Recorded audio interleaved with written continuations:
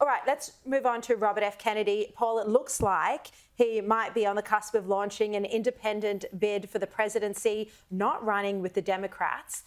What do you think? I mean, he is emerging as quite a popular candidate. He is. Well, even if he takes, no, he obviously won't be president, but even if he takes 1%. Hey, George Washington pulled it off. Well, he ain't no George Washington, mate.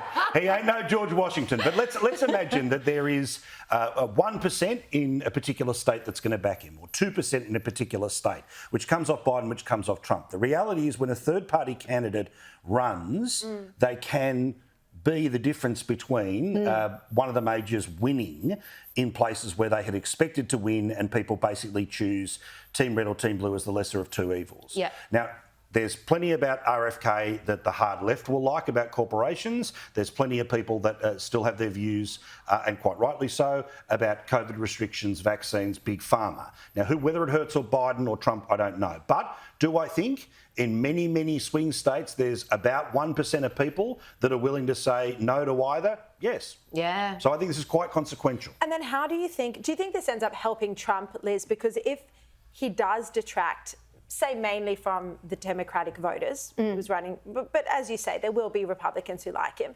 But say he mainly detracts from Democratic voters because Republicans are still sticking with Trump. Does that mean that Trump is more likely to end up in the White House? I'd say so. With someone like this guy helping him out, yes, because like you say, there are definitely going to be people in many states who are like, I don't want to vote for either of these. There's a lot of Dems who have woken up to the fact that their fearless leader is a senile old man incapable of leading, and there's a lot of people pulling his strings. He's more acting as a puppet at this point in time, and they'll be looking to vote elsewhere as well. So even if they may not have voted for Kennedy as a Dem, they would vote for him as an independent. And those Republicans that aren't too fussed on Trump would also consider this guy. He's come out with many Trumpian-sounding policies and stances on from big pharma to massive corporations, etc., and so on. So he's run a very impressive campaign to One date. thing I'll say is I think he'll end up being the preferred podcast and YouTubers candidate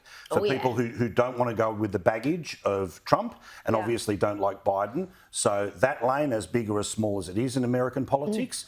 Now, remember, again, if we talk about, say, 100,000 people in a state like Pennsylvania, that can tip that state. Now, that's a state that basically Republicans never assumed to win. Trump won in 16. However, if the union message is the one that's going to move those 100,000 people, that's what brings Trump into play. So I assume he will have 20 different messages in 20 different places. Sure. But watch this space, and he'll be all over those YouTube shows that are watched by millions of people. Yeah, and the likes of Kennedy have been on with Joe Rogan, who is the biggest podcaster in the known universe. Yeah, although I haven't liked his podcasts on Israel Today, that's for sure. I get it. Paul Murray, Liz Story, great to see you. We'll see you 9 o'clock and 10 o'clock on the telly. Love you. Cheers.